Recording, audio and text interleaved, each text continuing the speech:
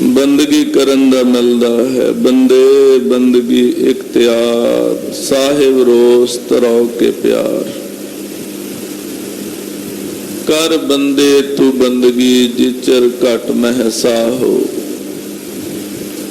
महाराज हर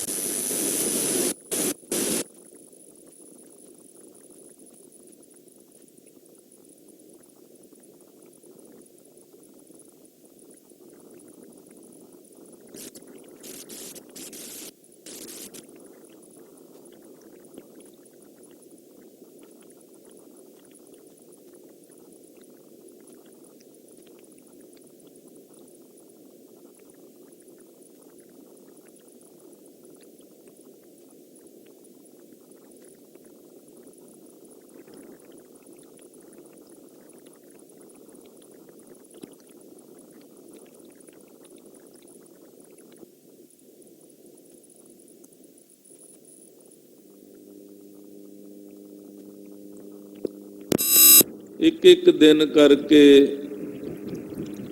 ये उम्र जिहड़ी है वो बीतती जा रही है। श्री गुरु तेग बहादुर साहिब सच्चे पातशाह महाराज जी दे अपने बाक हन।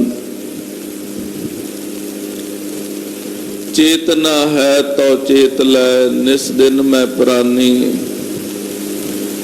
छिन छिन औद बिहात है, फुटे घट जो पानी। हर गुण काहे ना गावही, मूर्ख अज्ञाना। झूठे लालच लाग कै, नह मरन पछाना। महाराज कहंदे भाई तेरी उम्र इस तरह बीतती जा रही है जिमें किसी घड़े दे विचों तुपका तुपका करके जल चोंदा होवे।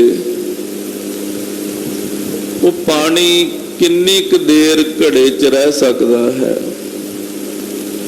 कहंदे तेरे शरीर रूप घड़े दे अंदर स्वासां दा जिहड़ा पानी भरिया ना करते पुरख ने, अकाल पुरख वाहिगुरु जी ने, ये जिहड़ा स्वासां दा जल है ना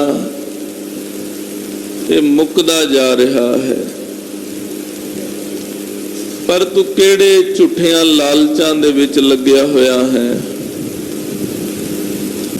तैनू ये चेता ही नहीं है कि औद बीत जाएगी, उम्र बीत जाएगी, समा बीत जाएगा, मौत आ जाएगी ते मुड़ के कुछ हाथ नहीं आना।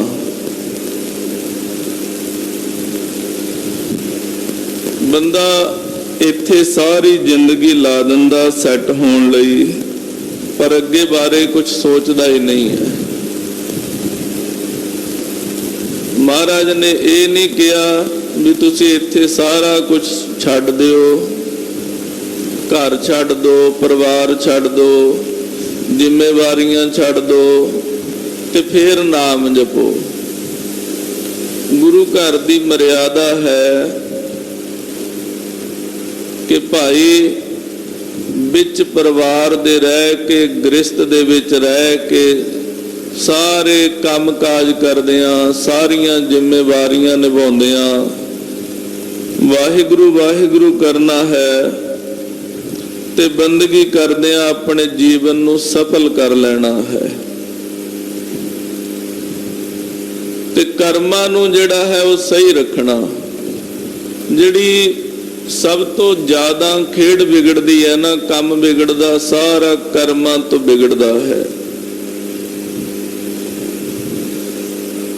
जिहड़े नखिद कर्म ने, माड़े कर्म ने,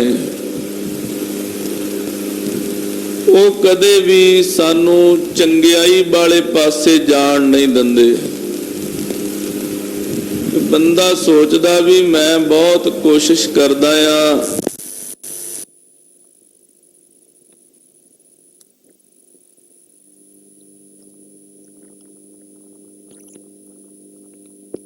पर पता नहीं की गल है, की कारण है।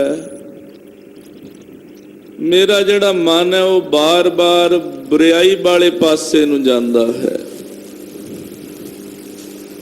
ਅਕਸਰ ਸਾਡਾ ਸਵਾਲ ਹੁੰਦਾ ਵੀ ਸਿਮਰਨ ਕਰਨ ਬੈਠਦੇ ਆ, ਨਿਤਨੇਮ ਕਰਨ ਬੈਠਦੇ ਆ, ਮਨ ਜਿਹੜਾ ਹੈ ਉਹ ਬਾਣੀ 'ਚ ਜੁੜਦਾ ਨਹੀਂ, ਉਹ ਹੋਰ ਪਾਸੇ ਜ਼ਿਆਦਾ ਭੱਜਦਾ ਹੈ।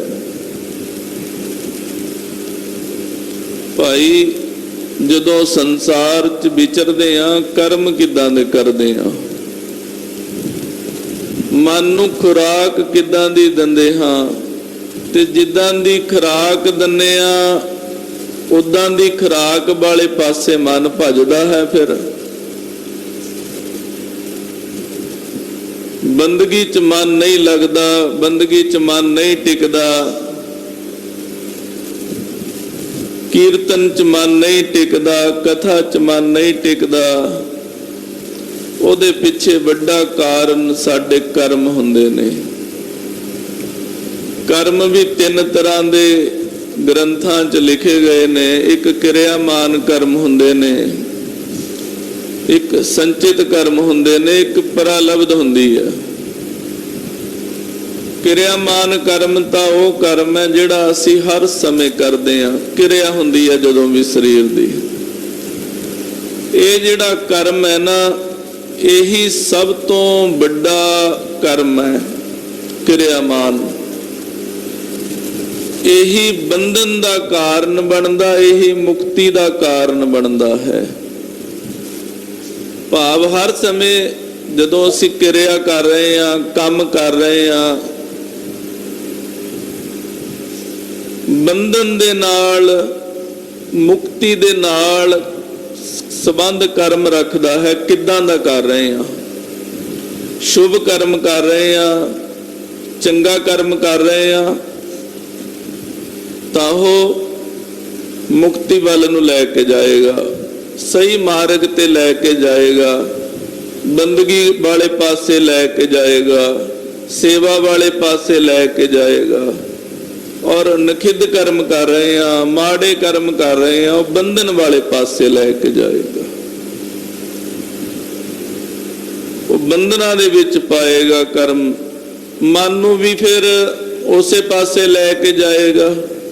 ਜਿੱਦਾਂ ਦੇ ਅਸੀਂ ਜਾਗਦਿਆਂ ਜਾਂ ਕਿਰਿਆ ਕਰਦਿਆਂ ਕਰਮ ਕੀਤੇ ਨੇ, ਇੱਥੇ ਤੱਕ ਜਿਹੜੀ ਜਾਗਰਤ ਅਵਸਥਾ ਹੈ, ਇਹਦੇ ਵਿੱਚ ਅਸੀਂ ਜਿਹੜੇ ਕਰਮ ਕਰਦੇ ਆ ਨਾ, ਉਹਦੀਆਂ ਵਾਸ਼ਨਾਵਾਂ ਸੁਪਨ ਅਵਸਥਾ ਦੇ ਵਿੱਚ, ਸੁਪਨੇ ਦੇ ਵਿੱਚ ਵਾਸ਼ਨਾਵਾਂ ਰਹਿ ਜਾਂਦੀਆਂ ਨੇ। ਸਥੂਲ ਕਿਰਿਆ ਖਤਮ ਹੋ ਜਾਂਦੀ ਹੈ ਤੇ ਵੈਸੇ ਹੀ ਸੁਪਨੇ ਆਉਂਦੇ ਨੇ। ਆਖੋ ਸਤਨਾਮ ਸ੍ਰੀ ਵਾਹਿਗੁਰੂ। ਜਿਹੋ ਜੀ ਵਿਚਾਰਧਾਰਾ ਸਾਡੇ ਅੰਦਰ ਚੱਲਦੀ ਹੈ, ਸੁਪਨ ਅਵਸਥਾ ਦੇ ਵਿੱਚ, ਸੁਪਨੇ ਦੇ ਵਿੱਚ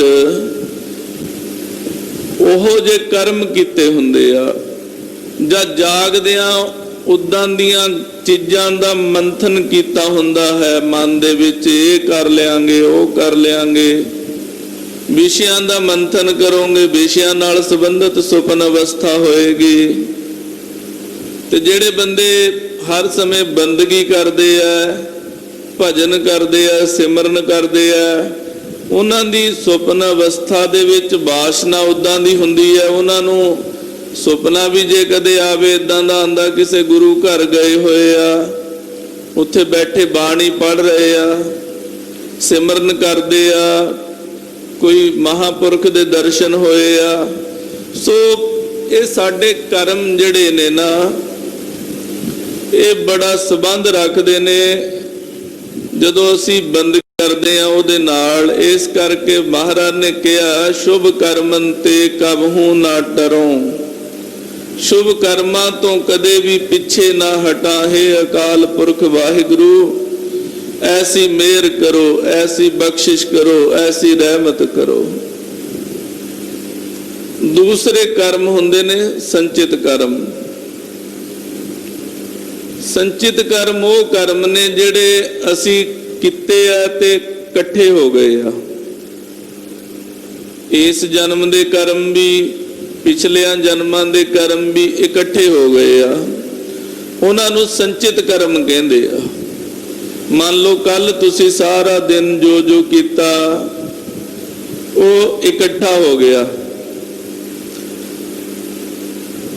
ਹੁਣ ਤੁਸੀਂ ਪੁੱਛੋਗੇ, ਮਨ 'ਚ ਖਿਆਲ ਕਰੋਗੇ, ਸਾਡੇ ਵੀ ਆਉਂਦਾ ਵੀ ਉਹ ਜਿਹੜਾ ਇਕੱਠਾ ਹੁੰਦਾ ਉਹ ਹੁੰਦਾ ਕਿੱਥੇ? ਆਖੋ ਸਤਿਨਾਮ ਸ੍ਰੀ ਵਾਹਿਗੁਰੂ। ਉਹ ਸਾਡੇ ਹਿਰਦੇ 'ਚ ਹੀ ਹੁੰਦਾ। ਆਖੋ ਸਤਿਨਾਮ ਸ੍ਰੀ ਵਾਹਿਗੁਰੂ। ਜੋ ਕਰਦੇ ਆ ਨਾ ਉਹਦੇ ਸੰਸਕਾਰ ਸਾਡੇ ਹਿਰਦੇ 'ਚ ਡਿੱਗਦੇ ਰਹਿੰਦੇ ਆ, ਅੰਦਰੇ ਡਿੱਗਦੇ ਰਹਿੰਦੇ ਆ। ਜਦੋਂ ਲੇਖਾ ਵੀ ਮੰਗਦਾ ਨਾ ਮਾਲਕ, ਲੇਖਾ ਰੱਬ ਮੰਗੇਸੀਆ ਬੈਠਾ ਕੱਢ ਬਹੀ, ਅੰਦਰੋਂ ਹੀ ਕੱਢ ਲੈਂਦਾ ਸਾਰਾ ਕੁਝ ਹਿਰਦੇ ਦੇ ਵਿੱਚੋਂ ਹੀ। ਤੇ ਜਿਹੜੇ ਕਰਮ ਕੀਤੇ ਹੁੰਦੇ ਆ ਉਹ ਕਰਮਾਂ ਦੇ ਸੰਸਕਾਰ ਹਿਰਦੇ 'ਚ ਪਏ ਹੁੰਦੇ ਆ। ਤੇ ਜਦੋਂ ਨਾਮ ਜਪਣ ਬੈਠਦੇ ਆ, ਬੰਦਗੀ ਕਰਨ ਬੈਠਦੇ ਆ, ਭਜਨ ਕਰਨ ਬੈਠਦੇ ਆ, ਉਹ ਸੰਸਕਾਰ ਹੀ ਅੰਦਰੋਂ ਉੱਠ ਕੇ ਖੜੇ ਹੋ ਜਾਂਦੇ ਆ, ਸਾਨੂੰ ਬਾਹਰ ਨੂੰ ਲੈ ਕੇ ਜਾਣਾ ਸ਼ੁਰੂ ਕਰ ਦਿੰਦੇ ਆ, ਮਨ ਨੂੰ ਭਜਾਣਾ ਸ਼ੁਰੂ ਕਰ ਦਿੰਦੇ ਆ, ਮਨ 'ਚ ਫੁਰਨੇ ਸ਼ੁਰੂ ਹੋ ਜਾਂਦੇ ਨੇ। ਸੋ ਉਹ ਕਰਮ ਹੀ ਜਿਹੜੇ ਨੇ ਸੰਸਕਾਰ ਬਣ ਕੇ ਅੰਦਰ ਡਿੱਗ ਜਾਂਦੇ ਆ।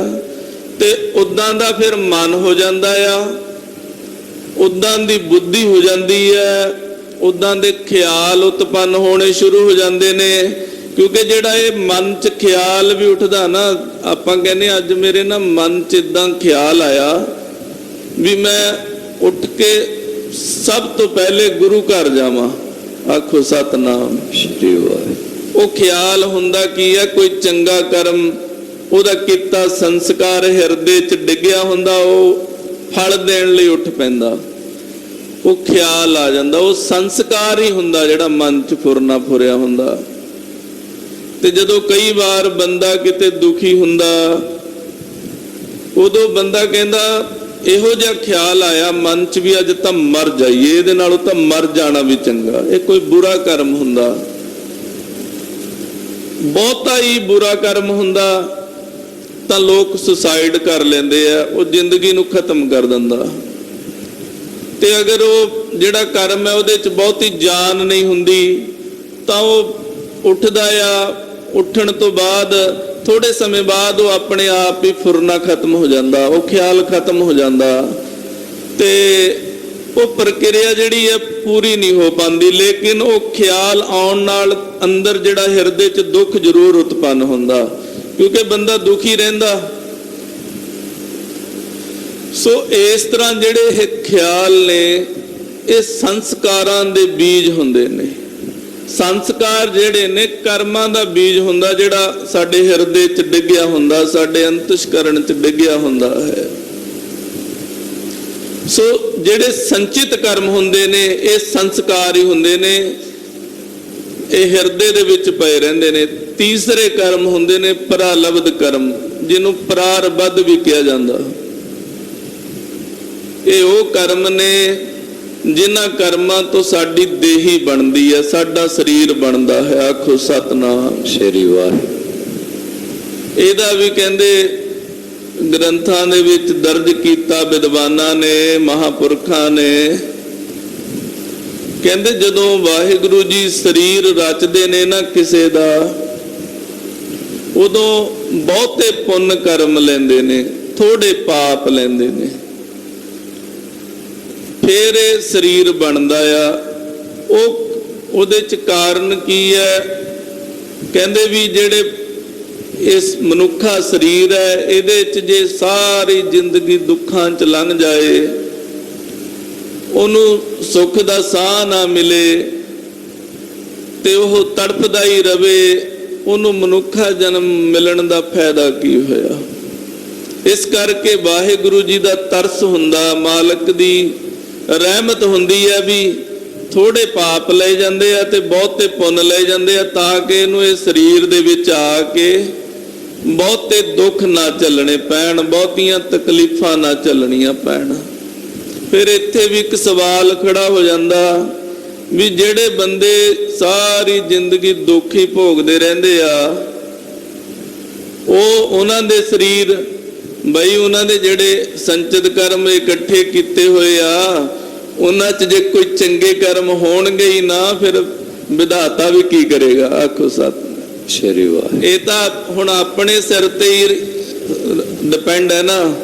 ਮਾਲਕ ਨੇ ਕਿਰਪਾ ਕਰ ਦਿੱਤੀ, ਬਾਰ-ਬਾਰ ਬੁਰੇ ਕਰਮ ਕਰਨੇ ਨੇ ਕਿ ਬਾਰ-ਬਾਰ ਚੰਗੇ ਕਰਮ ਕਰਨੇ ਨੇ।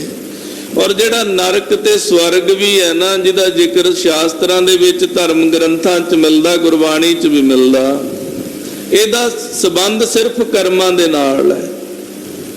ਚੰਗੇ ਕਰਮ ਕਰੋਗੇ ਸਾਰੀ ਜ਼ਿੰਦਗੀ, ਬੁਰੇ ਕਰਮ ਨਾ ਕਰੋਗੇ ਨਾ, ਸਵਰਗ ਮਿਲ ਜਾਏਗਾ। ਅਗਲੀਆਂ ਜ਼ਿੰਦਗੀਆਂ ਵੀ ਸਵਰਗ ਵਾਂਗੂ ਹੋਣਗੀਆਂ, ਸੁਖਮਈ ਹੋਣਗੀਆਂ। ਸਵਰਗ ਦਾ ਮਤਲਬ ਸੁੱਖੇ ਹੁੰਦਾ। ਜੇ ਉੱਦਾਂ ਅੰਦਰੂਨੀ ਅਰਥ ਲੈਣਾ ਹੋਵੇ ਤਾਂ ਸੁੱਖ, ਯਾਨੀ ਕਿ ਸੁੱਖ ਮਿਲ ਜਾਂਦਾ। ਜਿਸ ਦੇਹੀ 'ਚ ਜਾਏਗਾ ਸੁੱਖ ਮਿਲੇਗਾ। ਤੇ ਨਰਕ ਦਾ ਮਤਲਬ ਦੁੱਖ ਹੁੰਦਾ। ਪਾਪ ਕਰਮ ਜਿਹੜੇ ਆ ਉਹ ਨਰਕ 'ਚ ਲੈ ਜਾਂਦੇ ਆ। ਸੋ ਇਹ ਜਿਹੜੇ ਤਿੰਨ ਤਰ੍ਹਾਂ ਦੇ ਕਰਮ ਨੇ, ਇਹਨਾਂ 'ਚ ਪ੍ਰਮੁੱਖ ਕਰਮ ਕਿਰਿਆਮਾਨ ਕਰਮ ਹੈ। ਉਹ ਤਿੰਨਾਂ ਕਰਮਾਂ ਦਾ ਜਿਹੜਾ ਹੈ ਉਹ ਮੂਲ ਨੇ। ਕਿਰਿਆਮਾਨ ਕਰਮ ਜਿਹੜੇ ਆਪਾਂ ਹੁਣ ਕਰ ਰਹੇ ਹਾਂ, ਹਰ ਸਮੇਂ ਕਰਦੇ ਹਾਂ। ਤੇ ਇੱਕ ਗ੍ਰੰਥ 'ਚ ਐਸਾ ਕਥਨ ਵੀ ਮਿਲਦਾ ਹੈ, ਗਿਆਨ ਰਿਦੇ ਉਰ ਹੋਤ ਜਬ ਸੰਚਿਤ ਕਰਮ ਬਿਲਾਤ, ਕਿਰਿਆਮਾਨ ਹੋਵੇ ਨਹੀਂ ਪਰਾ ਲਬਦ ਮਿਟ ਜਾਤ। ਕਹਿੰਦੇ ਜਦੋਂ ਕਿਸੇ ਦੇ ਹਿਰਦੇ 'ਚ ਬ੍ਰਹਮ ਗਿਆਨ ਹੋ ਜਾਂਦਾ ਹੈ, ਉਦੋਂ ਜਿਹੜੇ ਸੰਚਿਤ ਕਰਮ, ਪਿਛਲੇ ਜਨਮਾਂ ਦੇ ਇਕੱਠੇ ਹੋਏ ਕਰਮ ਹੁੰਦੇ ਨੇ ਨਾ, ਉਹਨੂੰ ਵਾਹਿਗੁਰੂ ਜੀ ਖਤਮ ਕਰ ਦਿੰਦੇ ਨੇ। ਜਿਹਨੂੰ ਕਹਿੰਦੇ ਆਪਾਂ ਵੀ ਫਿਰ ਲੇਖਾ ਨਹੀਂ ਕੋਈ ਪੁੱਛ ਸਕਦਾ। ਆਖੋ ਸਤਨਾਮ। ਧਰਮ ਰਾਏ ਅਬ ਕਹਾ ਕਰੈਗੋ, ਜੋ ਫਾਟਿਓ ਸਗਲੋ ਲੇਖਾ। ਮਹਾਰਾਜ ਲੇਖਾ ਹੀ ਫਾੜ ਦਿੰਦੇ ਆ। ਕਿਰਿਆਮਾਨ ਹੋਵੇ ਨਹੀਂ, ਕਿਰਿਆਮਾਨ ਹੁੰਦੇ ਨਹੀਂ, ਕਿਉਂਕਿ ਬ੍ਰਹਮ ਗਿਆਨੀ ਨੂੰ ਕਰਮਾਂ ਦਾ ਲੇਪ ਨਹੀਂ ਹੁੰਦਾ। ਪਰਾ ਲਬਦ ਮਿਟ ਜਾਤ। ਕਹਿੰਦੇ ਜਿਹੜੀ ਪਰਾ ਲਬਦ ਹੁੰਦੀ ਆ, ਫਲ ਦੇ ਕੇ ਮਿਟ ਜਾਂਦੀ ਆ। ਪਰਾ ਲਬਦ ਸਾਰਿਆਂ ਨੂੰ ਹੀ ਭੋਗਣੀ ਪੈਂਦੀ ਆ। ਸੋ ਇਸ ਕਰਕੇ ਕਰਮਾਂ ਦੀ ਜਿਹੜੀ ਗਤੀ ਹੈ, ਇਹ ਸਾਡੇ ਬੰਧਨ ਦੇ ਵਿੱਚ, ਸਾਡੀ ਮੁਕਤੀ ਦੇ ਵਿੱਚ, ਸਾਡੀ ਬੰਦਗੀ ਦੇ ਵਿੱਚ ਬੜੀ ਮਾਇਨੇ ਰੱਖਦੀ ਹੈ। ਸਤਿਗੁਰੂ ਸਾਹਿਬ ਜੀ ਨੇ ਬਚਨ ਕੀਤਾ ਪ੍ਰਾਰੰਭਤਾ ਦੇ ਵੇਲੇ ਕਿ ਚੇਤਨਾ ਹੈ ਤੋ ਚੇਤ ਲੈ, ਨਿਸ ਦਿਨ ਮੈਂ ਪ੍ਰਾਨੀ, ਛਨ ਛਨ ਔਦ ਬਿਹਾਤ ਹੈ, ਫੁੱਟੇ ਘਟ ਜਿਉ ਪਾਨੀ। ਬੰਦਿਆ ਵਾਹਿਗੁਰੂ ਵਾਹਿਗੁਰੂ ਕਰ ਲੈ, ਬੰਦਗੀ ਕਰ ਲੈ, ਤੇਰੀ ਔਦ ਫੁੱਟੇ ਘੜੇ ਦੇ ਪਾਣੀ ਵਾਂਗੂ ਬੀਤਦੀ ਜਾ ਰਹੀ ਹੈ। ਸ੍ਰੀ ਗੁਰੂ ਤੇਗ ਬਹਾਦਰ ਸਾਹਿਬ ਜੀ ਦੇ ਪਾਵਨ ਅਸਥਾਨ ਤੇ ਜੋ ਸਤਿਗੁਰਾਂ ਨੇ ਪਾਵਨ ਸ੍ਰੀ ਮੁਖ ਬਾਗ ਸਾਹਿਬ ਜੀ ਦੀ ਦਾਤ ਬਖਸ਼ਿਸ਼ ਕੀਤੀ ਹੈ, ਹੁਣ ਸਤਿਗੁਰਾਂ ਦੇ ਪਾਵਨ ਸ੍ਰੀ ਮੁਖ ਬਾਗ ਸਾਹਿਬ ਜੀ ਦੀ ਜੋ ਲੜੀਵਾਰ ਕਥਾ ਹੈ, ਸ਼ਰਵਣ ਕਰਦੇ ਹਾਂ।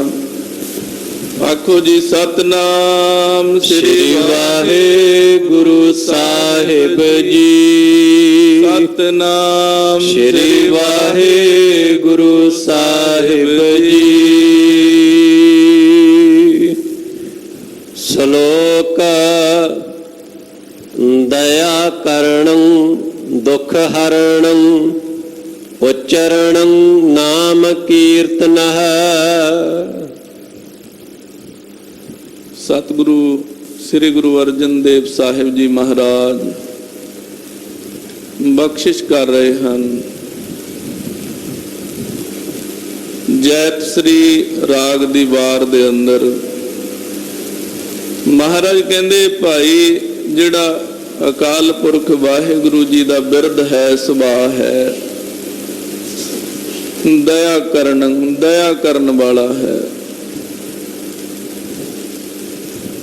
ਜਿਹੜਾ ਵਾਹਿਗੁਰੂ ਜੀ ਦੇ ਨਾਮ ਦਾ ਉਚਾਰਨ ਕਰਦਾ ਹੈ ਨਾ, ਜਿਹੜਾ ਵਾਹਿਗੁਰੂ ਜੀ ਦਾ ਨਾਮ ਜਪਦਾ ਹੈ, ਜਿਹੜਾ ਬੰਦਗੀ ਕਰਦਾ ਹੈ ਪ੍ਰਮਾਤਮਾ ਦੀ, ਅਕਾਲ ਪੁਰਖ ਵਾਹਿਗੁਰੂ ਜੀ ਦੀ, ਉਹਦੇ ਮਹਾਰਾਜ ਜੀ ਸਾਰੇ ਦੁੱਖ ਜਿਹੜੇ ਨੇ ਨਾ ਉਹ ਦੂਰ ਕਰ ਦਿੰਦੇ ਨੇ। ਆਖੋ ਸਤਨਾਮ ਸ੍ਰੀ ਵਾਹਿਗੁਰੂ। ਜਿੰਨੇ ਵੀ ਦੁੱਖ ਨੇ, ਕਿਸੇ ਵੀ ਪ੍ਰਕਾਰ ਦਾ ਦੁੱਖ ਹੋਵੇ, ਇੱਥੇ ਤਾਂ ਆਪਾਂ ਬੈਠੇ ਹੀ ਉਸ ਦਰਬਾਰ 'ਚ ਹਾਂ, ਸ੍ਰੀ ਗੁਰੂ ਤੇਗ ਬਹਾਦਰ ਸਾਹਿਬ ਜੀ ਦੇ 'ਚ, ਜਿਹਦਾ ਨਾਮ ਹੀ ਸ੍ਰੀ ਦੁੱਖ ਨਿਵਾਰਨ ਸਾਹਿਬ ਹੈ। ਮਹਾਰਾਜ ਦੇ ਅਸਥਾਨ ਤੇ ਆਓ, ਆ ਕੇ ਨਮਸਕਾਰ ਕਰੋ। ਇੱਥੇ ਨਮਸਕਾਰ ਕਰਕੇ ਇਸ਼ਨਾਨ ਕਰੋ। ਇੰਨੇ 'ਚ ਹੀ ਸਤਿਗੁਰਾਂ ਦੀ ਕਿਰਪਾ ਹੋ ਜਾਂਦੀ ਹੈ, ਦੁੱਖ ਦੂਰ ਹੋ ਜਾਂਦੇ ਆ। ਬਸ ਭਾਵਨਾ ਦੀ ਲੋੜ ਹੈ। ਜਿਹੜੇ ਭਾਵਨਾ ਵਾਲੇ ਹੁੰਦੇ ਨੇ ਉਹ ਇੱਥੋਂ ਝੋਲੀਆਂ ਭਰ ਕੇ ਲੈ ਜਾਂਦੇ ਨੇ। ਵੱਡੇ ਵੱਡੇ ਰੋਗ ਦੂਰ ਹੋ ਜਾਂਦੇ ਨੇ, ਰਹਿੰਦਾ ਹੀ ਨਹੀਂ ਕੁਛ। ਬਸ ਭਾਵਨਾ ਚਾਹੀਦੀ ਹੈ, ਸ਼ਰਧਾ ਚਾਹੀਦੀ ਆ। ਗੁਰੂ ਤੇਗ ਬਹਾਦਰ ਸਾਹਿਬ ਜੀ ਦਇਆ ਕਰ ਦਿੰਦੇ ਨੇ, ਕਿਰਪਾ ਕਰ ਦਿੰਦੇ ਨੇ, ਆਪਣੇ ਸੇਵਕਾਂ ਦੇ ਦੁੱਖ ਦੂਰ ਕਰ ਦਿੰਦੇ ਨੇ। ਜਿਹੜਾ ਇੱਥੇ ਆ ਕੇ ਝੁਕ ਜਾਂਦਾ ਭਾਵਨਾ ਦੇ ਨਾਲ, ਸ਼ਰਧਾ ਦੇ ਨਾਲ, ਪ੍ਰੇਮ ਦੇ ਨਾਲ। ਕਹਿੰਦੇ ਭਾਈ ਅਕਾਲ ਪੁਰਖ ਵਾਹਿਗੁਰੂ ਜੀ ਦਾ ਵੀ ਆਹੀ ਬਿਰਦ ਹੈ, ਜਿਹੜਾ ਪ੍ਰੇਮ ਦੇ ਨਾਲ ਵਾਹਿਗੁਰੂ ਜੀ ਦਾ ਨਾਮ ਜਪਦਾ ਹੈ, ਉਹਦੇ ਦੁੱਖ ਵਾਹਿਗੁਰੂ ਜੀ ਆਪ ਦੂਰ ਕਰਦੇ ਹਨ। ਦਇਆਲ ਪੁਰਖ ਭਗਵਾਨ ਹੈ, ਨਾਨਕ ਲਿਪਤ ਨਾ ਮਾਇਆ। ਕਹਿੰਦੇ ਜਦੋਂ ਅਕਾਲ ਪੁਰਖ ਵਾਹਿਗੁਰੂ ਜੀ ਭਗਵਾਨ ਜੀ ਦਇਆਲੂ ਹੋ ਜਾਂਦੇ ਨੇ ਨਾ, ਉਦੋਂ ਫਿਰ ਇਹ ਜਿਹੜਾ ਜੀਵ ਹੈ ਨਾ, ਇਹ ਮਾਇਆ ਚ ਲਿਪਤ ਨਹੀਂ ਹੁੰਦਾ। ਆਖੋ ਸਤਿਨਾਮ ਸ਼੍ਰੀ ਵਾਹਿਗੁਰੂ। ਮਾਇਆ ਕਿਸ ਨੂੰ ਆਖੀ ਹੈ? ਕਿਆ ਮਾਇਆ ਕਰਮ ਕਮਾਏ, ਸੁਖ ਦੁੱਖ ਇਹੋ ਜਿਉ ਬੱਧ ਹੈ। ਮਹਾਰਾਜ ਕਹਿੰਦੇ ਹਉਮੈ ਬੱਧਾ ਜਾਏ। ਮਾਇਆ ਕੀ ਹੈ? ਮਾਇਆ ਕਿਸ ਨੂੰ ਕਹਿੰਦੇ ਹਨ?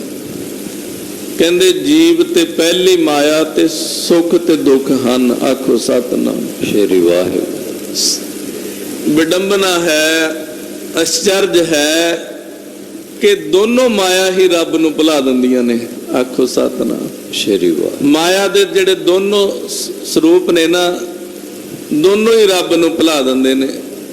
ਬਹੁਤਾ ਸੁੱਖ ਆ ਜਾਏ ਨਾ, ਉਹ ਵੀ ਰੱਬ ਨੂੰ ਭੁਲਾ ਦਿੰਦਾ, ਤੇ ਬਹੁਤਾ ਦੁੱਖ ਆ ਜਾਏ ਉਹ ਵੀ ਭੁਲਾ ਦਿੰਦਾ। ਨਾ ਸੁੱਖ ਹੀ ਚੇਤੇ ਰਹਿਣ ਦਵੇ ਵਾਹਿਗੁਰੂ ਜੀ ਨੂੰ, ਨਾ ਦੁੱਖ ਹੀ ਚੇਤੇ ਰਹਿਣ ਦਵੇ। ਕਿਉਂਕਿ ਜਦੋਂ ਸੁੱਖ ਹੁੰਦਾ ਉਦੋਂ ਮੁਨਕਰ ਹੁੰਦਾ, ਉਦੋਂ ਉਹਨੂੰ ਮਾਇਆ ਦੇ ਜਿਹੜੇ ਪਦਾਰਥ ਨੇ, ਮਾਇਆ ਦਾ ਜਿਹੜਾ ਪਸਾਰਾ ਆ, ਉਹ ਸੋਹਣਾ ਲੱਗਦਾ। ਕਿਉਂ? ਮਾਇਆ ਗਲਤਾਨ ਰੱਖਦੀ ਹੈ ਆਪਣੇ 'ਚ। ਜਿੰਨਾ ਮਾਇਆ ਦਾ ਪ੍ਰਭਾਵ ਵੱਧਦਾ ਜਾਏਗਾ, ਪੈਸਾ ਵੱਧਦਾ ਜਾਏਗਾ, ਉਨਾ ਉਹਦਾ ਜਿਹੜਾ ਮਨ ਹੈ ਉਹ ਬਾਹਰਲੇ ਪਾਸੇ ਨੂੰ ਭੱਜਦਾ ਜਾਏਗਾ। ਵਧੀਆ ਗੱਡੀ ਲੈ ਲਓ, ਘਰ ਵੱਡਾ ਬਣਾ ਲਓ, ਇਹ ਕਰ ਲਓ, ਉਹ ਕਰ ਲਓ, ਫਿਰ ਸਰੀਰ ਦੀ ਮਾਇਆ ਸੋਹਣੇ ਕੱਪੜਿਆਂ ਦੇ ਵਿੱਚ ਫਸਿਆ ਰਹੇਗਾ। ਇਹਨਾਂ ਚੀਜ਼ਾਂ ਦੇ ਵਿੱਚ ਵੱਧਦਾ ਵੱਧਦਾ ਵੱਧਦਾ ਇਹ ਵਾਲਾ ਰਸਤਾ ਜਿਹੜਾ ਇਹਨੂੰ ਭੁੱਲ ਜਾਂਦਾ ਹੈ। ਤੇ ਜੇ ਦੁੱਖ ਆ ਜੇ ਫਿਰ ਉਲਾਂਭਿਆਂ ਤੇ ਉਤਰ ਆਉਂਦਾ। ਪਹਿਲਾਂ ਤਾਂ ਉਲਾਂਭੇ ਦਿੰਦਾ ਵੀ ਮੈਂ ਤੇਰਾ ਕੀ ਵਿਗਾੜਿਆ ਸੀ, ਫਿਰ ਹੌਲੀ ਹੌਲੀ ਛੱਡ ਖੇੜਾ, ਕੀ ਲੈਣਾ, ਰੱਬ ਕਿਹੜਾ ਸੁਣਦਾ ਆ। ਆਖੋ ਸਤਿਨਾਮ ਸ਼੍ਰੀ ਵਾਹਿਗੁਰੂ। ਕੀ ਕਰਾਂਗੇ ਰੱਬ ਰੱਬ ਕਰਕੇ ਵੀ। ਇਹ ਦੁੱਖ ਤਮੋ ਗੁਣ ਦੇ ਪ੍ਰਭਾਵ ਕਰਕੇ ਆਉਂਦਾ ਹੈ। ਤੇ ਤਮੋ ਗੁਣ ਦਾ ਜਿਹੜਾ ਸੁਭਾਅ ਹੈ ਉਹ ਬੰਦੇ ਨੂੰ ਤੋੜਨਾ, ਤੇ ਤਮੋ ਗੁਣ ਤੋੜ ਦਿੰਦਾ ਹੈ। ਮਹਾਰਾਜ ਕਹਿੰਦੇ ਦੋ ਰੂਪ ਨੇ ਮਾਇਆ ਦੇ। ਮਾਇਆ ਦਾ ਕਥਨ ਜਿਹੜਾ ਉਹ ਗੁਰੂ ਗ੍ਰੰਥ ਸਾਹਿਬ ਦੇ ਵਿੱਚ ਕਈ ਤਰ੍ਹਾਂ ਦਾ ਆਇਆ ਹੈ। ਮਾਇਆ ਹੋਈ ਨਾਗਨੀ, ਜਗਤ ਰਹੀ ਲਪਟਾਏ। ਕਹਿੰਦੇ ਜਗਤ ਨੂੰ ਆਪਣੇ ਚ ਲਪਟਾ ਰੱਖਿਆ ਮਾਇਆ ਐਸੀ ਨਾਗਣੀ ਹੈ। ਕਹਿੰਦੇ ਜਿਹੜਾ ਇਹਦੀ ਸੇਵਾ ਕਰਦਾ ਨਾ, ਖਾ ਵੀ ਉਹਨੂੰ ਹੀ ਲੈਂਦੀ ਆ। ਆਖੋ ਸਤਿਨਾਮ। ਇਹ ਪੈਸਿਆਂ ਦੀ ਜਿਹੜੀ ਮਾਇਆ ਉਹਦੇ ਬਾਰੇ ਕਿਹਾ, ਕਿਉਂਕਿ ਮਾਇਆ ਦੇ ਕਈ ਸਰੂਪ ਨੇ। ਮਾਇਆ ਦਾ ਇੱਕ ਸਰੂਪ ਸੋਨਾ ਹੈ, ਮਾਇਆ ਦਾ ਇੱਕ ਸਰੂਪ ਪੈਸਾ ਹੈ, ਮਾਇਆ ਦਾ ਇੱਕ ਸਰੂਪ ਪ੍ਰਾਪਰਟੀ ਹੈ, ਮਾਇਆ ਦਾ ਇੱਕ ਸਰੂਪ ਪਦਾਰਥ ਨੇ, ਮਾਇਆ ਦਾ ਇੱਕ ਸਰੂਪ ਘਰ ਪਰਿਵਾਰ ਹੈ, ਮਾਇਆ ਦਾ ਇੱਕ ਸਰੂਪ ਜਿਹੜਾ ਹੈ ਸਾਰਾ ਸੰਸਾਰ ਹੈ, ਜਿੰਨਾ ਵੀ ਪਸਾਰਾ ਦਿਖਦਾ ਹੈ। ਤੇ ਮਾਇਆ ਦਾ ਇੱਕ ਸਰੂਪ ਉਹ ਵੀ ਹੈ ਜਿਹੜਾ ਵਾਹਿਗੁਰੂ ਜੀ ਦੀ ਸ਼ਕਤੀ ਹੈ। ਆਖੋ ਸਤਿਨਾਮ ਸ਼੍ਰੀ ਵਾਹਿਗੁਰੂ। ਸ਼ਕਤੀ ਪਹਿਲੀ ਮਾਇਆ ਹੈ, ਜਿਹੜੀ ਸ਼ੁੱਧ ਮਾਇਆ ਹੈ, ਮੂਲ ਮਾਇਆ ਹੈ। ਉਸ ਤੋਂ ਬਾਅਦ ਅੱਗੇ ਉਹਦੀਆਂ ਸ਼ਕਤੀਆਂ ਦੇ ਸਰੂਪ ਬਦਲਦੇ ਚਲੇ ਜਾਂਦੇ ਹਨ। ਸੋ ਚਲੋ ਇਸ ਪਾਸੇ ਹੁਣ ਵਿਸਥਾਰ ਦੇ ਵਿੱਚ ਨਾ ਜਾਈਏ। ਮਹਾਰਾਜ ਬਾਣੀ 'ਚ ਹੋਰ ਵੀ ਕਥਨ ਕਰਦੇ ਨੇ। ਮਹਾਰਾਜ ਕਹਿੰਦੇ ਸਤ ਗੁਣ ਰਜ ਗੁਣ ਤਮ ਗੁਣ ਕਹੀਐ ਇਹ ਤੇਰੀ ਸਭ ਮਾਇਆ। ਕਹਿੰਦੇ ਸਤੋ ਗੁਣ ਰਜੋ ਗੁਣ ਤੇ ਤਮੋ ਗੁਣ, ਇਹ ਤਿੰਨੇ ਗੁਣ ਹੈ ਵਾਹਿਗੁਰੂ ਇਹ ਤੇਰੀ ਮਾਇਆ ਹਨ। ਕਿਉਂਕਿ ਇਹ ਤਿੰਨ ਗੁਣ ਜਿਹੜੇ ਨੇ ਨਾ, ਇਹਨਾਂ ਕਰਕੇ ਸ੍ਰਿਸ਼ਟੀ ਦੀ ਜਿਹੜੀ ਹੈ ਬ੍ਰਿਧੀ ਹੁੰਦੀ ਹੈ। ਔਰ ਇਹ ਤਿੰਨੇ ਗੁਣ ਜਿਹੜੇ ਨੇ ਸਾਡੇ 'ਚ ਵਿਦਮਾਨ ਨੇ, ਹਰ ਬੰਦੇ 'ਚ। ਭਾਵ ਇਹ ਤ੍ਰੈ ਗੁਣ ਰੂਪ ਮਾਇਆ ਹਰ ਸਰੀਰ 'ਚ ਬੈਠੀ ਹੈ। ਜੇ ਪਤਾ ਕਰਨਾ ਹੋਵੇ ਵੀ ਇਹ ਸਰੀਰ 'ਚ ਤ੍ਰੈ ਗੁਣ ਰੂਪ ਮਾਇਆ ਕਿੱਦਾਂ ਦੀ ਹੈ, ਤਾਂ ਇਹ ਸੁਭਾਵਾਂ ਤੋਂ ਵੀ ਪਤਾ ਚੱਲਦਾ। ਕਈ ਬੰਦਿਆਂ ਦਾ ਸਤੋ ਗੁਣੀ ਸੁਭਾਅ ਹੁੰਦਾ, ਬੜਾ ਠੰਡਾ ਸੁਭਾਅ ਹੁੰਦਾ, ਨਾਮ ਜਪਣ ਵਾਲਾ, ਬੰਦਗੀ ਕਰਨ ਵਾਲਾ ਸੁਭਾਅ ਹੁੰਦਾ, ਉਹਦੇ 'ਚ ਸਤੋ ਗੁਣ ਵੱਧ ਹੁੰਦਾ। ਹੁੰਦੇ ਤਿੰਨੋਂ ਹੀ ਗੁਣ ਨੇ। ਕਈ ਬੰਦਿਆਂ ਦਾ ਸੁਭਾਅ ਲਾਲਚੀ ਹੁੰਦਾ, ਫਰੇਬੀ ਹੁੰਦਾ ਆ, ਪਦਾਰਥ ਇਕੱਠੇ ਕਰਨ ਵਾਲਾ ਹੁੰਦਾ ਆ, ਉਹਦੇ 'ਚ ਰਜੋ ਗੁਣ ਵੱਧ ਹੁੰਦਾ ਆ। ਕਈ ਬੰਦੇ ਨਿਰੀ ਅੱਗ ਦੀ ਨਾਲ ਹੁੰਦੇ ਨੇ। ਆਖੋ ਸਤਨਾਮ ਸ੍ਰੀ ਵਾਹਿਗੁਰੂ। ਬਸ ਵੀ ਛੇੜ ਕੇ ਦੇਖ ਲਓ, ਇਹ ਨਹੀਂ ਪਤਾ ਅੱਗੋਂ ਕੀ ਕਹਿਣ ਕੀ ਨਾ ਕਹਿਣ, ਕਿੱਦਾਂ ਦਾ ਜਵਾਬ ਆਵੇ ਕਿੱਦਾਂ ਦਾ ਨਾ ਆਵੇ। ਜਿੰਨੇ ਵੀ ਦੁਨੀਆ 'ਚ ਝਗੜੇ ਹੁੰਦੇ ਨੇ ਨਾ, ਸਾਰੇ ਝਗੜਿਆਂ ਦੀ ਜੜ ਤਮੋਗੁਣੀ ਬੰਦੇ ਹੁੰਦੇ ਨੇ। ਜਿੰਨੇ ਵੀ ਸੰਸਾਰ 'ਚ ਝਗੜੇ ਹੁੰਦੇ ਨੇ, ਸੰਸਾਰ ਤਾਂ ਛੱਡੋ, ਆ ਜਿਹੜੇ ਦੂਸਰੀਆਂ ਜੂਨਾਂ ਦੇ ਜੀਵ ਨੇ ਨਾ, ਪਸ਼ੂ ਪੰਛੀ ਆਦਿਕ, ਇਹਨਾਂ 'ਚ ਵੀ ਜਿਹੜੇ ਲੜਦੇ ਨੇ ਨਾ, ਉਹਨਾਂ 'ਚ ਤਮੋਗੁਣ ਦਾ ਪ੍ਰਭਾਵ ਹੁੰਦਾ। ਤਮੋਗੁਣ ਜਿਹੜਾ ਇਹਦਾ ਸੁਭਾਅ ਹੈ ਲੜਾਈ ਝਗੜਾ, ਨਿੰਦਿਆ ਮਾਰ ਧਾੜ। ਸਤੋ ਗੁਣ ਦਾ ਸੁਭਾਅ ਹੈ ਬੰਦਗੀ ਕਰਨੀ, ਵਧੀਆ ਵਧੀਆ ਵਿਚਾਰਾਂ ਮਨ 'ਚ ਪੈਦਾ ਹੋਣੀਆਂ। ਤੇ ਇਹਨੂੰ ਹੀ ਕੁਝ ਗ੍ਰੰਥਾਂ ਦੇ ਵਿੱਚ ਐਸਾ ਕਿਹਾ ਗਿਆ, ਸਤੋ ਗੁਣ ਹੀ ਜਿਹੜਾ ਗਿਆਨ ਦਾ ਕਾਰਨ ਹੈ। ਗਿਆਨ ਸਤੋ ਗੁਣ ਕਰਕੇ ਹੀ ਹੁੰਦਾ ਹੈ।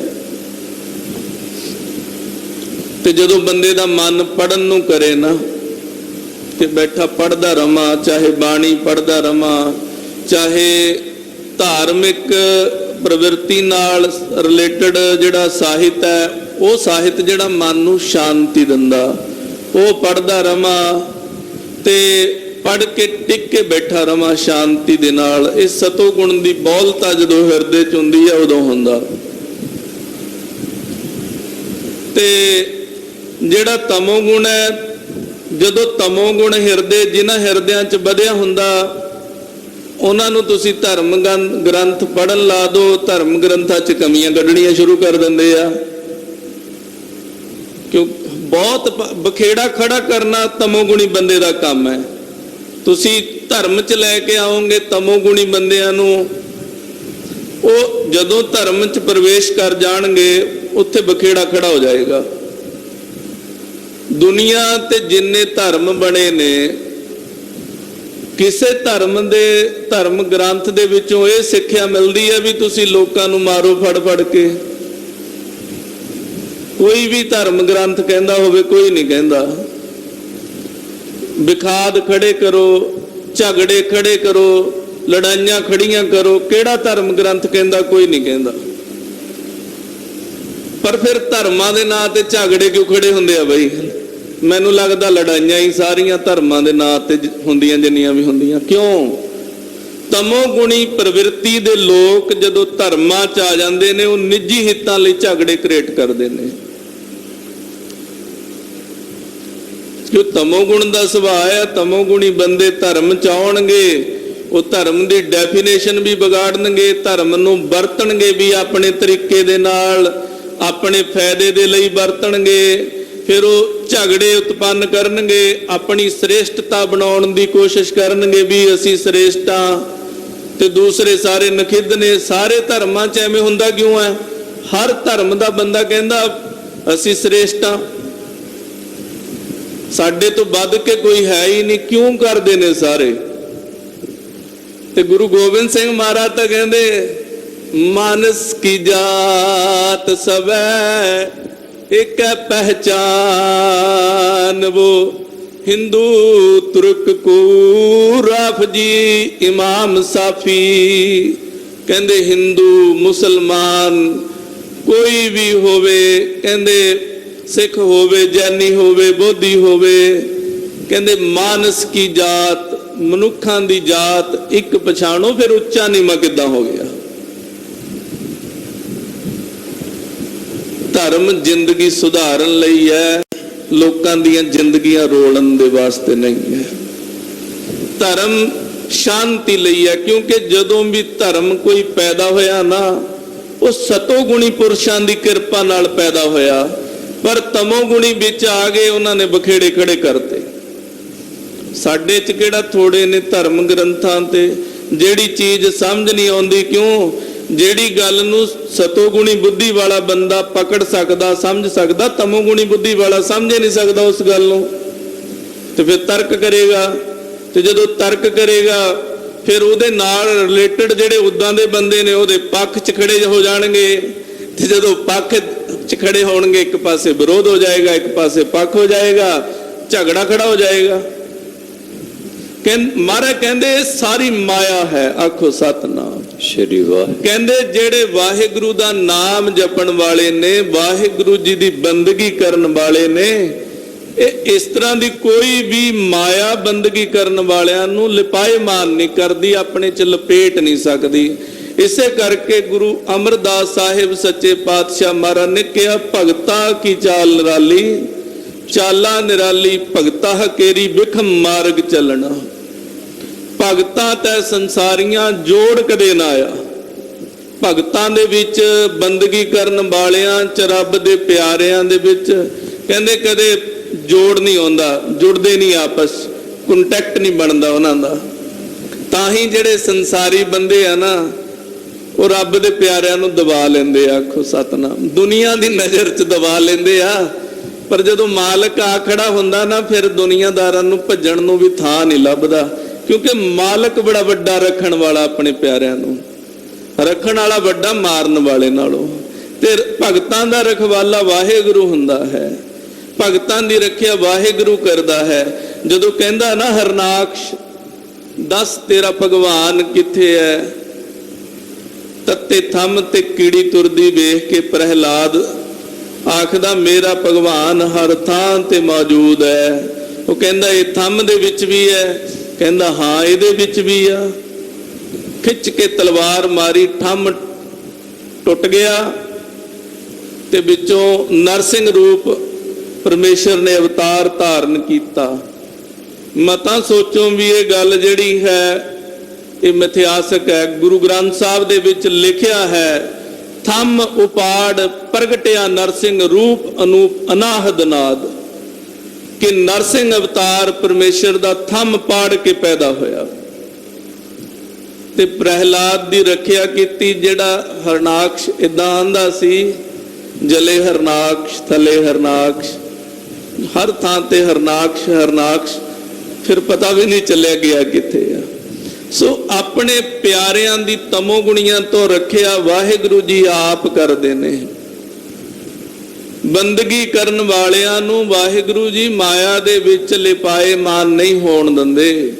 गुरु साहिब भी भाई जिहड़ा गुरु दा होवे ना, जे किते उत्ते कोई माया पैण लगे ना, मोढा फड़ लैंदे ने आके। आखो सतनाम। भाई जोगा जी दा प्रसंग सुनिया ही है ना, बेशवा दे द्वारे ते जान लग्या, अमृत वेले दा समा, पहला पैर रखना सी अजे पौड़ी ते कलगीधर पातशाह ने मोढे ते मारिया थापड़ा के। वो भाई सिखा, अमृत वेला गुरु का बाणा पाया, किधर नूं मुंह चकिया है, किधर जा रहा है। बस थापड़ा मारिया, जिहड़ा प्रभाव सी मन ते पिया होया ना माया दा, सारा झाड़ के रखता। अफसोस करदा है, तड़फदा है दिल, ओ तेरी जोगा सिया तू किहड़े पासे तुर चलिया सी। ਰੋਂਦਾ ਹੀ ਆਇਆ ਫਿਰ ਆਨੰਦਪੁਰ ਸਾਹਿਬ ਤੱਕ। ਅੱਖਾਂ ਸੁੱਜੀਆਂ ਨੇ। ਗੁਰੂ ਕਲਗੀਧਰ ਪਾਤਸ਼ਾਹ ਮਹਾਰਾਜ ਦੇ ਚਰਨਾਂ 'ਚ ਸੀਸ ਰੱਖ ਕੇ ਰੋਈ ਜਾਂਦਾ, ਮਹਾਰਾਜ ਬਖਸ਼ ਲੋ, ਬਖਸ਼ ਲੋ, ਬਖਸ਼ ਲੋ। ਮਹਾਰਾਜ ਕਹਿੰਦੇ, ਜੋਗਾ ਸਿਆਣ ਜੇ ਬਖਸ਼ਿਆ ਨਾ ਹੁੰਦਾ ਤਾਂ ਇੱਥੇ ਨਹੀਂ ਸੀ ਆਉਣਾ। ਹੁਣ ਆਖੋ ਸਤਨਾਮ ਸ੍ਰੀ ਵਾਹਿਗੁਰੂ।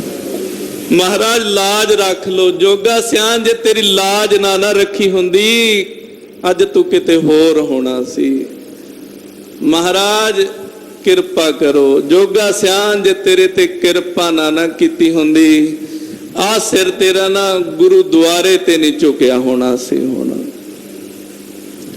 ਮਹਾਰਾਜ ਸੱਚੇ ਪਾਤਸ਼ਾਹ ਅੱਜ ਵੀ ਆਪਣੇ ਸਿੱਖਾਂ ਦੀ ਮੋਢੇ ਤੇ ਹੱਥ ਮਾਰ ਕੇ ਲਾਜ ਰੱਖਦੇ ਨੇ, ਖੜਕਾ ਦਿੰਦੇ ਨੇ ਅੰਦਰੋਂ, ਅਗਲਾ ਸੁਣੇ ਨਾ ਸੁਣੇ। ਕੋਈ ਵੀ ਜਿਹੜਾ ਰਹਿਤਬਾਨ ਬੰਦਾ ਨਾ, ਮਨ 'ਚ ਕੋਈ ਗਲਤ ਫੁਰਨਾ ਕਰਕੇ ਦੇਖਿਓ, ਜੇ ਤੁਹਾਨੂੰ ਅੰਦਰੋਂ ਆਵਾਜ਼ ਨਾ ਸੁਣਾਈ ਦੇਵੇ, ਜੇ ਤੁਹਾਨੂੰ ਅੰਦਰੋਂ ਆਵਾਜ਼ ਨਾ ਆਵੇ, ਤੁਸੀਂ ਸੁਣੋ ਨਾ ਸੁਣੋ, ਗੱਲ ਜੁਦਾ ਹੈ। ਖੜਕਾ ਦਿੰਦੇ ਨੇ ਫੜ ਕੇ ਮਹਾਰਾਜ। ਉਹ ਕਿਰਪਾ ਹੀ ਹੁੰਦੀ ਹੈ ਵਾਹਿਗੁਰੂ ਜੀ ਦੀ, ਉਹ ਮਹਾਰਾਜ ਦੀ ਬਖਸ਼ਿਸ਼ ਬੋਲਦੀ ਹੁੰਦੀ ਅੰਦਰੋਂ, ਬਈ ਤੂੰ ਕਿੱਧਰਲੇ ਪਾਸੇ ਜਾ ਰਿਹਾ, ਨਹੀਂ ਇਹ ਕੰਮ ਨਹੀਂ ਤੈਨੂੰ ਕਰਨਾ ਚਾਹੀਦਾ। ਮਹਾਰਾਜ ਪ੍ਰਤੱਖ ਹੋ ਕੇ ਹਿਰਦੇ 'ਚੋਂ ਆਵਾਜ਼ ਮਾਰਦੇ ਆ, ਸਿੱਖਾ ਸੁਣੇ ਨਾ ਸੁਣੇ ਤੇਰੀ ਮਰਜ਼ੀ ਆ। ਤੇ ਜੋਗਾ ਸਿੰਘ ਨੂੰ ਬਾਂਹ ਤੋਂ ਫੜ ਲਿਆ, ਆ ਕੇ ਰੋਕ ਲਿਆ। ਮਹਾਰਾਜ ਕਹਿੰਦੇ, ਨਾਨਕ ਲਿਪਤ ਨਾ ਮਾਇਆ। ਉਹ ਮਾਇਆ 'ਚ ਲਿਪਾਏ ਮਾਨ ਨਹੀਂ ਹੁੰਦੇ। ਮਹਾਰਾਜ ਮਾਇਆ ਦੀ ਮੈਲ ਲੱਗਣੇ ਨਹੀਂ ਦਿੰਦੇ ਉਹਨਾਂ ਨੂੰ। ਹਾਂਜੀ, ਪਾਹੇ ਬਲੰਦੜੀ ਬੁਝ ਗਈ, ਰਖੰਦੜੋ ਪ੍ਰਭ ਆਪ। ਕਹਿੰਦੇ ਜਿਹੜੀ ਅੰਦਰ ਅੱਗ ਬਲਦੀ ਹੁੰਦੀ ਆ ਨਾ ਤ੍ਰਿਸ਼ਨਾ ਦੀ, ਬੁਝ ਜਾਂਦੀ ਆ ਜਦੋਂ ਮਹਾਰਾਜ ਰੱਖਣ ਵਾਲੇ ਹੋ ਜਾਂਦੇ ਆ। ਜਿਹੜੀ ਵਿਸ਼ਿਆਂ ਦੀ ਅੱਗ ਬਲਦੀ ਹੁੰਦੀ ਆ ਨਾ ਅੰਦਰ, ਬੁਝ ਜਾਂਦੀ ਆ ਜਦੋਂ ਮਹਾਰਾਜ ਰੱਖਣ ਵਾਲੇ ਹੁੰਦੇ ਨੇ। ਜਦੋਂ ਮਹਾਰਾਜ ਆਪ ਹੱਥ ਦੇ ਕੇ ਰੱਖਦੇ ਨੇ, ਜਿਹੜੀ ਪਾਪਾਂ ਦੀ ਅੱਗ ਬਲਦੀ ਆ ਨਾ ਅੰਦਰ ਪਿਆਰਿਓ, ਉਹ ਵੀ ਬੁਝ ਜਾਂਦੀ ਹੈ। ਕੋਈ ਗੁਰੂ ਤੇਗ ਬਹਾਦਰ ਸਾਹਿਬ ਨੂੰ ਹਾਜ਼ਰ ਨਾਜ਼ਰ ਜਾਣ ਕੇ ਝੁਕ ਤੇ ਜਾਏ ਆ ਕੇ ਚਰਨਾਂ 'ਚ, ਕੋਈ ਜਾਣ ਤਾਂ ਲਵੇ, ਪ੍ਰਤੱਖ ਹੈ ਗੁਰੂ, ਸਾਖਸ਼ਾਤ ਹੈ। ਜਿਹੜਾ ਜਾਣਦਾ ਆ, ਕਿਰਪਾ ਵੀ ਉਹਦੇ ਤੇ ਹੋ ਜਾਂਦੀ ਹੈ, ਦਰਸ਼ਨ ਵੀ ਹੋ ਜਾਂਦੇ ਆ, ਸਾਰਾ ਕੁਝ ਹੋ ਜਾਂਦਾ। ਜਿਹੜਾ ਇਹ ਸੋਚਦਾ ਵੀ ਗੁਰੂ ਨੇ ਕਿਹੜਾ ਦੇਖਣਾ ਹੈ, ਗੁਰੂ ਕਿਹੜਾ ਹੈ, ਭਾਈ ਉਹ ਫਿਰ ਕਿਰਪਾ ਦਾ ਪਾਤਰ ਵੀ ਨਹੀਂ ਬਣ ਪਾਉਂਦਾ। ਤੇ ਫਿਰ ਬੁਰੇ ਕਰਮਾਂ 'ਚ ਪ੍ਰਵਿਰਤ ਵੀ ਉਹੀ ਉਹ ਹੁੰਦਾ ਆ ਜਿਹੜਾ ਗੁਰੂ ਨੂੰ ਜਾਣਦਾ ਨਹੀਂ। ਜਿਹੜਾ ਇਹ ਜਾਣਦਾ ਨਾ, ਕੁਝ ਵੀ ਕਰਨ ਲੱਗਿਆ ਨਹੀਂ, ਮਹਾਰਾਜ ਦੇਖਦੇ ਆ। ਜਦੋਂ ਸਰੀਰ ਛੁੱਟੇਗਾ, ਮਹਾਰਾਜ ਨੂੰ ਕੀ ਮੂੰਹ ਦਿਖਾਵਾਂਗੇ। ਮਾਤਾ ਸਾਹਿਬ ਕੌਰ ਦਾ ਪੁੱਤ ਹਾਂ। ਜਿੱਥੇ ਵੀ ਕੋਈ ਪੁੱਛਦਾ ਆ, ਭਾਈ ਤੇਰੇ ਪਿਤਾ ਦਾ ਨਾਮ ਕੀ ਹੈ, ਤੇਰੀ ਮਾਂ ਦਾ ਨਾਮ ਕੀ ਹੈ, ਬੜੇ ਮਾਣ ਨਾਲ ਆਖੀਦਾ ਗੁਰੂ ਗੋਬਿੰਦ ਸਿੰਘ ਦਾ ਪੁੱਤ ਆ ਤੇ ਮਾਤਾ ਸਾਹਿਬ ਕੌਰ ਦਾ ਲਾਡਲਾ ਆ। ਤੇ ਜਿਹੜਾ ਇਹ ਮੰਨਦਾ ਆ ਨਾ ਦਿਲੋਂ, ਤੇ ਫਿਰ ਉਹ ਹਰ ਕਰਮ ਕਰਨ ਲੱਗਿਆ, ਹਰ ਕੰਮ ਕਰਨ ਲੱਗਿਆ ਗੱਲ ਯਾਦ ਰੱਖਦਾ ਦਿਲ 'ਚ ਵੀ ਜਦੋਂ ਇਹ ਸਰੀਰ ਛੁੱਟੇਗਾ, ਉਹ ਮਾਂ ਨੂੰ ਮੂੰਹ ਕਿਵੇਂ ਦਿਖਾਵਾਂਗਾ ਜਾ ਕੇ, ਜਿਹਦਾ ਸਾਰੀ ਜ਼ਿੰਦਗੀ ਨਾਮ ਵਰਤਦਾ ਰਿਹਾ ਵੀ ਮੈਂ ਮਾਤਾ ਸਾਹਿਬ ਕੌਰ ਦਾ ਪੁੱਤ ਹਾਂ। ਜਿਹੜੀ ਧੀ ਹਰ ਸਮੇਂ ਇਹ ਸਮਝਦੀ ਰਹੀ ਹੈ ਮੇਰੀ ਮਾਂ ਮਾਤਾ ਸਾਹਿਬ ਕੌਰ ਹੈ, ਉਹ ਕਦੇ ਕੋਈ ਬੁਰਾ ਕਰਮ ਕਰ ਹੀ ਨਹੀਂ ਸਕਦੀ, ਕਿਸੇ ਦਾ ਬੁਰਾ ਸੋਚ ਵੀ ਨਹੀਂ ਸਕਦੀ। ਕਿਉਂ? ਉਹ ਭਾਵ ਹਰ ਸਮੇਂ ਮਾਤਾ ਸਾਹਿਬ ਕੌਰ ਦੇ ਧੀਆਂ ਪੁੱਤਾਂ ਦੇ ਵਿੱਚ ਬਣਿਆ ਰਹਿੰਦਾ ਹੈ। ਬਹੁਤ ਸਾਰੇ ਬੱਚੇ ਨੇ, ਬਹੁਤ ਸਾਰੀਆਂ ਬੱਚੀਆਂ ਨੇ ਜਿਹੜੀਆਂ ਬੜੀ ਭਾਵਨਾ ਰੱਖਦੀਆਂ ਨੇ ਮਨ 'ਚ ਮਾਤਾ ਸਾਹਿਬ ਕੌਰ ਪ੍ਰਤੀ ਕਿ ਸਾਡੀ ਮਾਂ ਹੈ ਮਾਤਾ ਸਾਹਿਬ ਕੌਰ। ਸੋ ਮਹਾਰਾਜ ਸੱਚੇ ਪਾਤਸ਼ਾਹ ਕਹਿੰਦੇ ਭਾਈ ਮਹਾਰਾਜ ਜੀ ਦੀ ਕਿਰਪਾ ਹੋ ਜਾਂਦੀ ਹੈ ਜਿਨ੍ਹਾਂ ਦੇ ਉੱਤੇ, ਜਿਹੜੇ ਭਾਵਨਾ ਰੱਖਦੇ ਨੇ, ਗੁਰੂ ਨੂੰ ਹਾਜ਼ਰ ਨਾਜ਼ਰ ਜਾਣਦੇ ਨੇ, ਗੁਰੂ ਦੀ ਬਖਸ਼ਿਸ਼ ਦੇ ਪਾਤਰ ਬਣ ਜਾਂਦੇ ਨੇ। ਤੇ ਜਦੋਂ ਗੁਰੂ ਦੀ ਬਖਸ਼ਿਸ਼ ਦੇ ਪਾਤਰ ਬਣ ਜਾਂਦੇ ਨੇ ਭਾਈ, ਜਿਹੜੀ ਵਿਸ਼ਿਆਂ ਦੀ ਅਗਨੀ ਹੈ ਉਹ ਬੁਝ ਜਾਂਦੀ ਹੈ। ਜਿਨ ਉਪਾਈ ਮੇਦਨੀ ਨਾਨਕ ਸੋ ਪ੍ਰਭ ਜਾਪ। ਮਹਾਰਾਜ ਬਖਸ਼ਿਸ਼ ਕਰਦੇ ਭਾਈ, ਕਹਿੰਦੇ ਜਿਹਨੇ ਮੇਦਨੀ ਇਹ ਸ੍ਰਿਸ਼ਟੀ ਉਪਾਈ ਪੈਦਾ ਕੀਤੀ ਹੈ ਨਾ, ਉਸ ਵਾਹਿਗੁਰੂ ਜੀ ਦਾ ਨਾਮ ਜਪੋ, ਉਸ ਵਾਹਿਗੁਰੂ ਜੀ ਦੀ ਬੰਦਗੀ ਕਰੋ। ਪੌੜੀ ਜਾ ਪ੍ਰਭ ਪਏ ਦਇਆਲ ਨਾ ਵਿਆਪੈ ਮਾਇਆ। ਕਹਿੰਦੇ ਆ ਜਿਹੜੀ ਮਾਇਆ ਵਿਆਪਦੀ ਹੈ ਨਾ ਜੀਵਾਂ ਨੂੰ, ਜਦੋਂ ਵਾਹਿਗੁਰੂ ਦਿਆਲ ਹੋ ਜਾਂਦਾ ਨਾ, ਫਿਰ ਇਹ ਮਾਇਆ ਨਹੀਂ ਭਾਈ ਵਿਆਪਦੀ। ਇਹ ਮਾਇਆ ਦਾ ਪ੍ਰਭਾਵ ਉਨਾ ਚਿਰ ਹੀ ਪੈਂਦਾ ਬੰਦੇ ਤੇ, ਜਿੰਨਾ ਚਿਰ ਬੰਦੇ ਤੇ ਵਾਹਿਗੁਰੂ ਦਇਆਲ ਨਹੀਂ ਹੋ ਜਾਂਦੇ। ਜਦੋਂ ਕਿਰਪਾ ਕਰ ਦਿੰਦੇ ਆ, ਜਦੋਂ ਆਪਣਾ ਬਣਾ ਲੈਂਦੇ ਆ, ਕੰਠ ਲਾਏ ਅਵਗੁਣ ਸਭ ਮੇਟੇ, ਦਇਆਲ ਪੁਰਖ ਬਖਸ਼ੰਦ, ਕੰਠ ਨਾਲ ਲਾ ਕੇ ਔਗਣ ਮੇਟ ਦਿੰਦੇ ਨੇ, ਮਾਇਆ ਦਾ ਪ੍ਰਭਾਵ ਭਾਈ ਫਿਰ ਇਹਦੇ ਤੇ ਨਹੀਂ ਪੈਂਦਾ। ਜਦੋਂ ਗੁਰੂ ਸਾਹਿਬ ਦਿਆਲੂ ਹੋ ਜਾਂਦੇ ਨੇ ਨਾ, ਗੁਰੂ ਗੋਬਿੰਦ ਸਿੰਘ ਮਹਾਰਾਜ ਤਰੁੱਠ ਪੈਂਦੇ ਨੇ, ਗੁਰੂ ਨਾਨਕ ਦੇ ਘਰ ਦੀਆਂ ਖੁਸ਼ੀਆਂ ਹੋ ਜਾਂਦੀਆਂ ਨੇ ਕਿਸੇ ਤੇ, ਉਹ ਤੇ ਫਿਰ ਮਾਇਆ ਦਾ ਪ੍ਰਭਾਵ ਨਹੀਂ ਪੈਣ ਦਿੰਦੇ। ਕਿਉਂ? ਮਾਇਆ ਸਿਰਫ ਵਾਹਿਗੁਰੂ ਦੇ, ਗੁਰੂ ਸਾਹਿਬ ਦੇ ਵਸ 'ਚ ਹੈ, ਹੋਰ ਕਿਸੇ ਦੇ ਵਸ 'ਚ ਮਾਇਆ ਨਹੀਂ ਹੈ। ਤੇ ਜਿਹਦੇ ਵੱਲ ਨੂੰ ਮਹਾਰਾਜ ਦਾ ਇਸ਼ਾਰਾ ਹੋ ਜਾਏ ਮੇਰਾ ਹੈ, ਉਹਦੇ ਤੇ ਮਾਇਆ ਦਾ ਕੋਈ ਪ੍ਰਭਾਵ ਨਹੀਂ ਪੈਂਦਾ। ਨਾ ਉਹਦੇ ਤੇ ਸੁੱਖਾਂ ਦੀ ਮਾਇਆ ਪਵੇ, ਨਾ ਉਹਦੇ ਤੇ ਦੁੱਖਾਂ ਦੀ ਮਾਇਆ ਪਵੇ, ਨਾ ਉਹਦੇ ਤੇ ਪੁੰਨਾਂ ਤੇ ਪਾਪਾਂ ਦੀ ਮਾਇਆ ਪਵੇ, ਨਾ ਉਹਦੇ ਤੇ ਤਿੰਨਾਂ ਗੁਣਾਂ ਦੀ, ਰਜੋ ਗੁਣ ਤਮੋ ਗੁਣ ਦੀ ਮਾਇਆ ਪਵੇ। ਕਿਸੇ ਵੀ ਪ੍ਰਕਾਰ ਦੀ ਮਾਇਆ ਜਿਹੜੀ ਆ ਉਹਦੇ ਤੇ ਪੈਂਦੀ ਨਹੀਂ। ਕੋਟ ਅਗਾ ਗਏ ਨਾਸ ਹਰ ਇੱਕ ਧਿਆਇਆ। ਕਹਿੰਦੇ ਜਦੋਂ ਵਾਹਿਗੁਰੂ ਜੀ ਦੀ ਬਖਸ਼ਿਸ਼ ਦਾ ਪਾਤਰ ਬਣਿਆ, ਗੁਰਸਿੱਖ ਬੰਦਗੀ ਕਰਨ ਵਾਲਾ, ਰੱਬ ਦਾ ਪਿਆਰਾ, ਰੱਬ ਦਾ ਫਕੀਰ, ਭਗਤ, ਵਾਹਿਗੁਰੂ ਜੀ ਦਾ ਨਾਮ ਜਪਦਾ ਹੈ। ਨਾਮ ਜਪਣ ਦੇ ਨਾਲ ਭਾਈ ਜਿਹੜੇ ਕਰੋੜਾਂ ਪਾਪ ਇਸ ਜਨਮ ਦੇ, ਪਿਛਲੇ ਜਨਮਾਂ ਦੇ ਇਕੱਠੇ ਹੋਏ ਪਏ ਹੁੰਦੇ ਨੇ, ਕਹਿੰਦੇ ਉਹ ਸਾਰੇ ਨਾਸ ਹੋ ਜਾਂਦੇ ਨੇ, ਖਤਮ ਹੋ ਜਾਂਦੇ ਨੇ। ਨਿਰਮਲ ਭਏ ਸਰੀਰ ਜਨ ਧੂਰੀ ਨਾਇਆ। ਕਹਿੰਦੇ ਜਿਹੜੇ ਇਹੋ ਜਿਹੇ ਗੁਰਮੁਖ ਹੁੰਦੇ ਨੇ ਨਾ, ਜਿਹੜੇ ਇਹੋ ਜਿਹੇ ਰੱਬ ਦੇ ਪਿਆਰੇ ਹੁੰਦੇ ਨੇ, ਜਿਨ੍ਹਾਂ ਦੇ ਸਾਰੇ ਪਾਪ ਖਤਮ ਹੋ ਗਏ, ਜਿਨ੍ਹਾਂ ਦਾ ਹਿਰਦਾ ਪਰਮੇਸ਼ਰ ਦੀ ਬਖਸ਼ਿਸ਼ ਦਾ ਪਾਤਰ ਬਣ ਗਿਆ, ਜਿਨ੍ਹਾਂ ਦੇ ਅੰਦਰ ਬ੍ਰਹਮ ਗਿਆਨ ਹੋ ਗਿਆ, ਭਾਈ ਉਹਨਾਂ ਦੇ ਚਰਨਾਂ ਦੀ ਧੂੜੀ ਦੇ ਵਿੱਚ ਜਦੋਂ ਕੋਈ ਇਸ਼ਨਾਨ ਕਰਦਾ ਹੈ ਨਾ, ਉਹ ਵੀ ਨਿਰਮਲ ਹੋ ਜਾਂਦਾ ਹੈ। ਭਾਵ ਉਹਨਾਂ ਮਹਾਂਪੁਰਖਾਂ ਦੇ ਚਰਨਾਂ ਦੀ ਧੂੜੀ, ਜਦੋਂ ਗੁਰਮੁਖਾਂ ਦੇ ਚਰਨਾਂ ਦੀ ਧੂੜੀ ਜਦੋਂ ਉੱਡ ਕੇ ਕਿਸੇ ਸਰੀਰ ਤੇ ਪੈ ਜਾਂਦੀ ਹੈ ਨਾ, ਉਹ ਸਰੀਰ ਨੂੰ ਵੀ ਪਵਿੱਤਰ ਕਰ ਦਿੰਦੀ ਹੈ।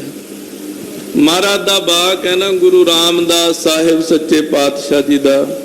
ਕਬੀਰ ਸਾਹਿਬ ਜੀ ਨੇ ਇੱਕ ਮਨ 'ਚ ਖਿਆਲ ਕੀਤਾ ਸੀ, ਕਹੋ ਕਬੀਰ ਹੋ ਭਇਆ ਉਦਾਸ, ਤੀਰਥ ਵੱਡਾ ਕੇ ਹਰ ਕਾ ਦਾਸ।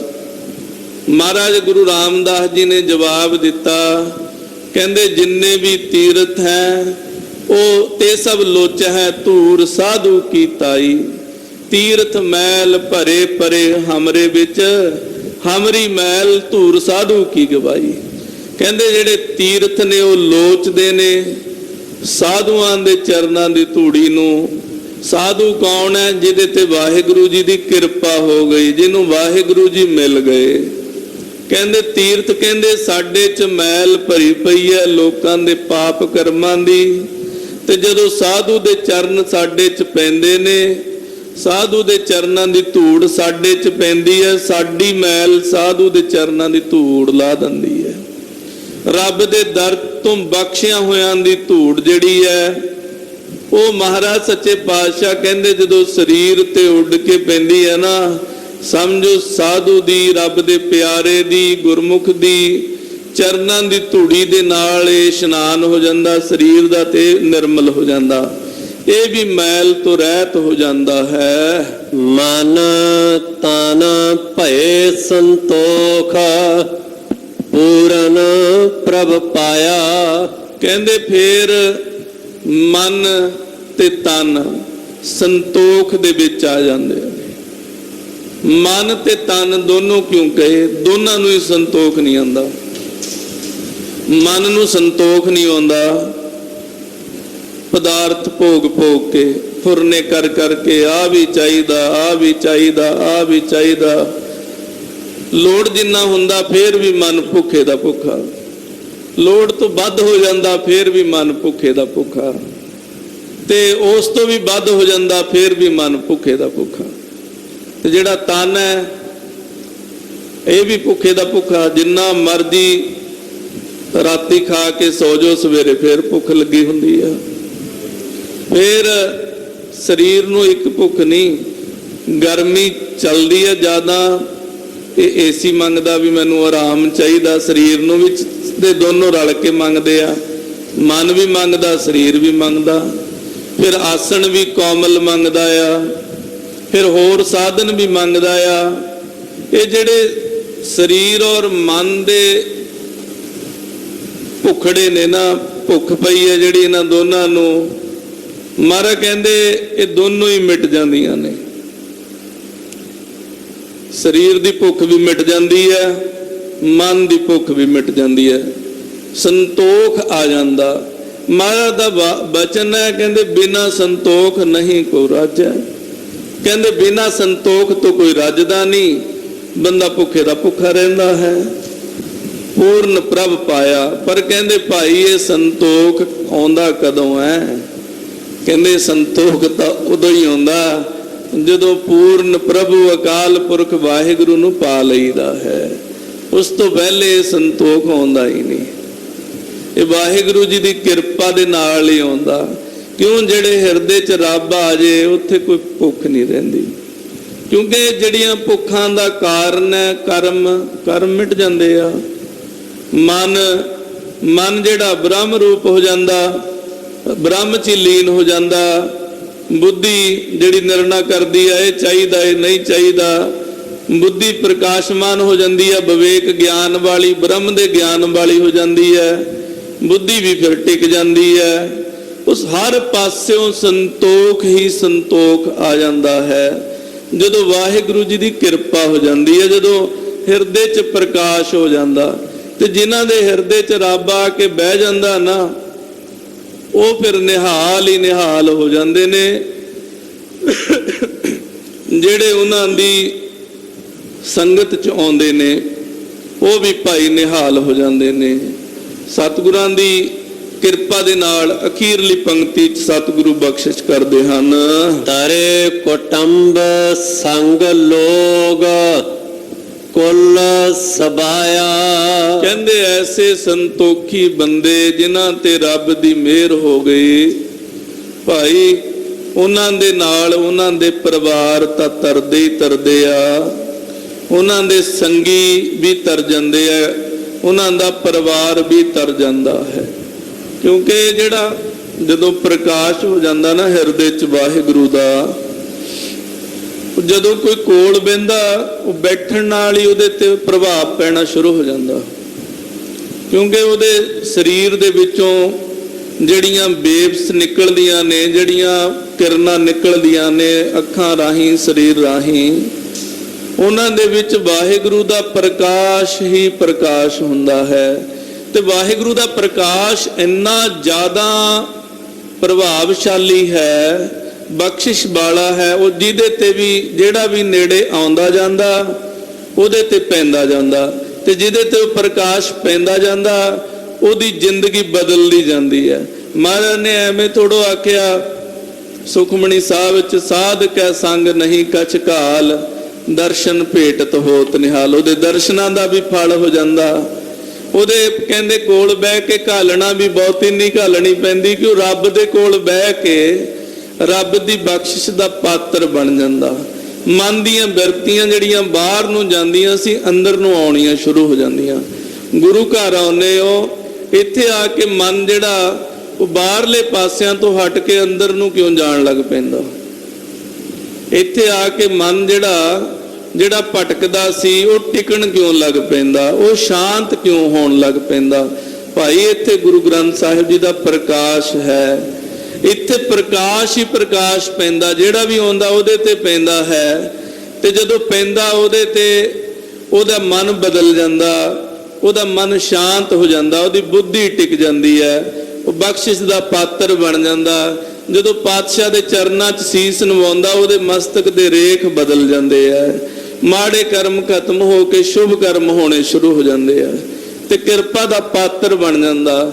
ਐਸੀ ਕਿਰਪਾ ਦੇ ਪਾਤਰ ਬਣੇ ਹੋਇਆਂ ਦੀ ਜ਼ਿੰਦਗੀ ਆਪ ਦੀ ਤਾਂ ਸਫਲ ਹੁੰਦੀ ਹੋਈ ਹੈ, ਜਿੰਨੇ ਉਹਨਾਂ ਦੇ ਸੰਗੀ ਬਣ ਜਾਂਦੇ ਨੇ ਉਹਨਾਂ ਦੀ ਜ਼ਿੰਦਗੀ ਵੀ ਸਫਲ ਹੋ ਜਾਂਦੀ ਹੈ।